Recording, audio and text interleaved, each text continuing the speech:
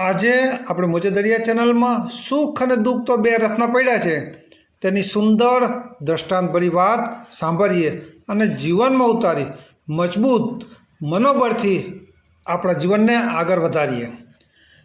એક બગીચામાં સુંદર આંબાનું ઝાડ હતું। તેની ઉપર સરસ મજાના ફળ કેરીઓ આવેલી હતી। તે ઝાડ હંમેશા બહુ જ ખુશ રહેતું કે હું હંમેશા કેટલા જીવો માટે ખુશીનું કારણ બનું છું।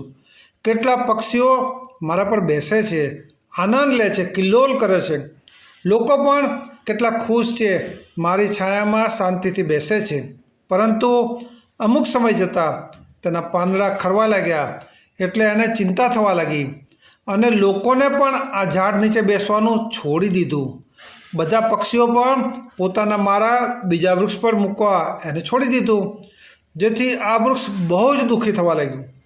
પરંતુ ધીરે ધીરે મોસમ બદલ્યું, ફરીથી નવા પાન આવ્યા, લોકો ફરીથી તેની છાયામાં બેસવા લાગ્યા, બધા પક્ષીઓ પણ પાછા આવી ગયા। ત્યારે આ ઝાડને એક વાતની સમજ આવી ગઈ કે સુખમાં બધા સાથ આપે છે, પરંતુ દુઃખમાં કોઈ આસપાસ પણ નથી આવતું।